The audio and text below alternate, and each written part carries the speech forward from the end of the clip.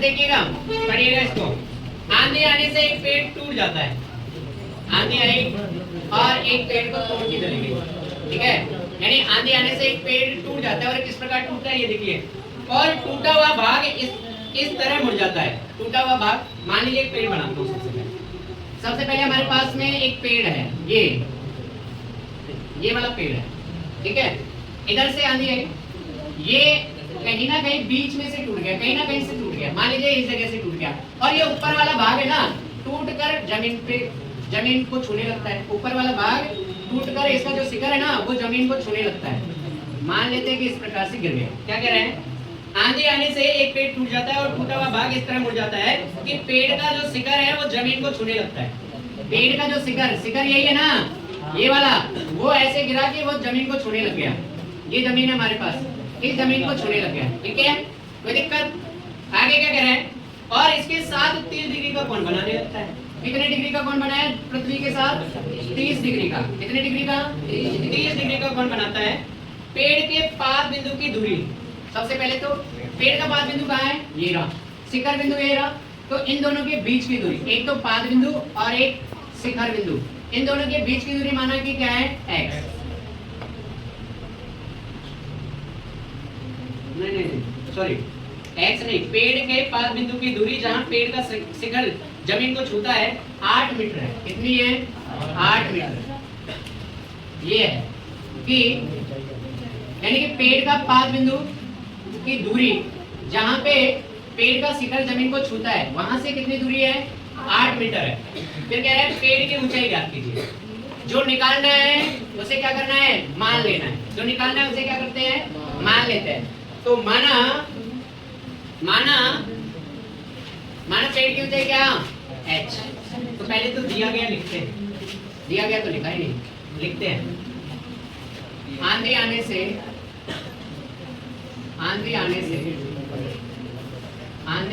से एक पेड़ इस प्रकार टूटता है, एक पेड़ इस प्रकार टूटता है,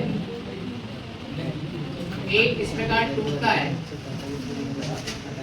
कि पेड़ का शिखर जमीन को छूने लगता है, जमीन को छूने लगता है।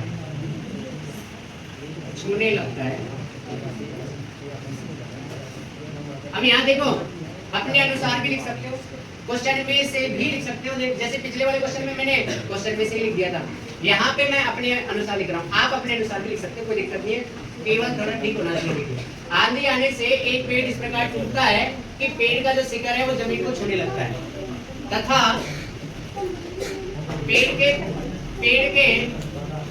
पाद बिंदु की दूरी जहां पेड़ का शिखर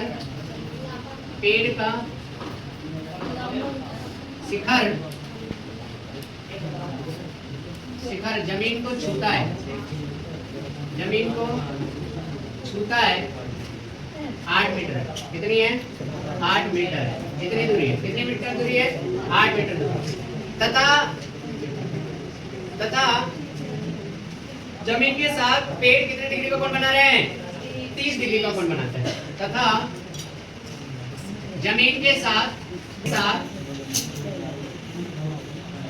साथ पेड़ 30 डिग्री का कोण बनाता है।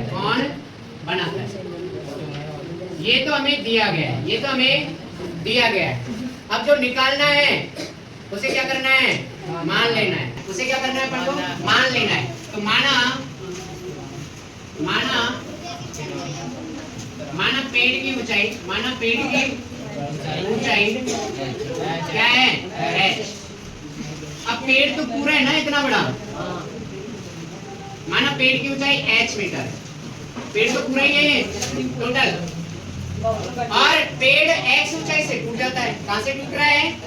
x ऊंचाई से टूटता है। तथा पेड़ x ऊंचाई से टूटता है।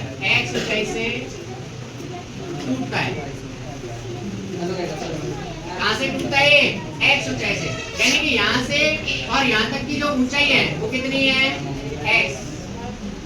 यहाँ तक की ऊंचाई x है, टोटल h है, तो ऊपर वाली ये वाला भाग बता दो कितना है भाई। टोटल हमारे पास में h है, यहाँ से यहाँ तक h है और इतना x है, तो ये वाला भाग कौन सा रहेगा? यानी पूरे h में से x को घटा दूंगा तो ये ऊपर वाला भाग बचेगा कि नहीं बचेगा? तो कहने का मतलब h माइनस x है और ये ऊपर वाला भाग ही तो टूट करके नीचे गिरा है। इसका मतलब जो ऊपर रहेगा वही ये रहेगा। इसका मतलब ये हुआ कि ये वाला भी कितना रहेगा? h minus x। ये भी कितना रहेगा? h minus x। अब मैं इसको नाम दे रहा हूँ, क्या नाम देंगे? इसे a, इसे b और इसे c। तो देखिए समकोण त्रिभुज ABC में, समकोण त्रिभुज ABC में क्या क्या दे रखा है? एक तो BC दे रखा है, दिया गया है वो तो BC है 8 मीटर, निकालना है वो कौन सा है? AC। कितना है? h minus x। एक तो ये भी निकालना है, ये भी निकालना है, दोनों निकालना है। पहले ये वाला देख लेते हैं। दो बार लेना पड़ेगा, इसी त्रिभुज को 2 बार लेना पड़ेगा क्योंकि हमारे पास में 2 चर आ गए, एक तो h और एक x। 2 चर जब आ गए तो 2 बार लेना है, 2 बार समीकरण बनाने हैं अपन को। अरे 2 चर वाले लेके समीकरण को कैसे हल करते हैं? यानी हमारे पास में युग्म मिलता है कि नहीं मिलता है? तो युग्म बनाना है अपन को, यानी जोड़ा बनाना है। तो यानी कि 2 बार लेना है। पहले बार लेंगे इसका, ये क्या है? इस थीटा के अनुसार ये क्या है? आधार। ये क्या है?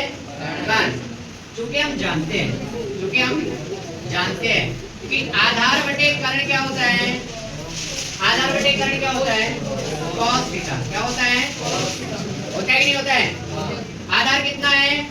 8 मीटर। कर्ण कितना है? h minus x। cos theta की जगह पे कितना है? 30 डिग्री। कितना है? 30 डिग्री।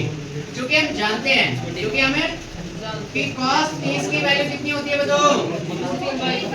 √3/2। √3/2 होती है। होती है कि नहीं होती है? चलो अब देखिए, रख दो वैल्यू। रखेंगे वैल्यू तो 8 मीटर बटे में h माइनस x बराबर √3/2। वज्र गुणा करेंगे तो ये 8 दूनी का 16 मीटर और ये हो जाएगा √3 में h माइनस x।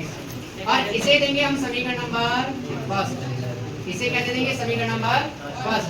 अब आगे देखिएगा, आगे देखो भाई। तो हमें 16 मीटर बराबर में √3 h माइनस x दे रखा है, मतलब ये समीकरण नंबर 1 आ गया। अब पुनः दोबारा वही त्रिभुज लेंगे, पुनः त्रिभुज ABC में। अच्छा AB तो कितनी दे रखी है? x। AB तो क्या दे रखा है? x। BC कितना दे रखा है? 8। ये क्या है? और ये आधार। तो लंब और आधार के रिलेशन को क्या कहते हैं? tan theta. तो चूंकि हम जानते हैं कि लंब बटे आधार बराबर होता है tan थीटा। क्या होता है? tan theta. लंब हमारे पास में कितना है? x। आधार कितना है? 8 मीटर बराबर में tan थीटा की जगह पे 30 डिग्री। थीटा की जगह पे वापस से वही 30 डिग्री है। तो चूंकि हम जानते हैं, क्या जानते हो भाई कि tan 30 की वैल्यू कितनी होती है भाई? 1/√3। इधर से देख लो कि tan 30 की वैल्यू कितनी होती है? 1/√3। रख दो वैल्यू। अब यदि हम वैल्यू रखेंगे तो कितना आ जाएगा? x अपॉन में 8 बराबर tan 30 की वैल्यू है 1/√3। केवल 8 को इधर भेजो ना, 8 को ही इधर भेजो तो x बराबर में कितना आ गया? 8/√3। x की वैल्यू कितनी आ गई? 8/√3। या तो आप ऐसे करो कि √3 का यहीं पे क्या कर लो? परमीकरण। यहीं पे परमीकरण कर लो, और नहीं तो x की वैल्यू यहाँ रख करके परमीकरण कर लेना। यहाँ रख करके परमीकरण करो, ठीक है? x की वैल्यू रखते हैं तो x का मान समीकरण 1 में रखने पर रखिएगा। 1 में रखेंगे तो क्या बन जाएगा हमारे पास? ये बनेगा, देखिए 16 बराबर √3 यही रहेगा ना, यही रहेगा। अब अंदर मल्टीप्लाई कर दो रूट से, अंदर मल्टीप्लाई करेंगे तो 16 बराबर √3h और बराबर में सॉरी माइनस में √3 इंटू में 8 बटे √3, √3 से √3 गया, 8 इधर माइनस का इधर आएगा तो प्लस का, तो ये बन जाएगा 16 प्लस 8 बराबर में √3h, ये आएगा ना, ये आएगा। और आगे चलो, और आगे लिखेंगे क्या बन जाएगा हमारे पास में √3h बराबर में 24, √3 इधर प्लस का है सॉरी गुणा में है, इधर जाएगा तो भाग में, तो h बराबर आ जाएगा 24 बटे √3। अब हर का प्रमेयकरण करो, अब यहाँ पे कर लो हर का प्रमेयकरण, हर का प्रमेयकरण करेंगे तो √3 बटा √3, तो h बराबर कितना आ जाएगा 24 √3 और √3 को √3 से गुणा करेंगे तो 3 कट रहा है, ये कितनी बार 8 बार, कितना आ जाएगा 8 √3 मीटर, कितना आ जाएगा 8 √3 मीटर। अतः है पेड़ की ऊंचाई क्या लिखोगे, अतः है पेड़ की ऊंचाई, पेड़ की ऊंचाई कितनी हो जाएगी 8 √3 मीटर होगी, 8 √3 मीटर होगी। हाँ भाई एक बार दोबारा समझ लो,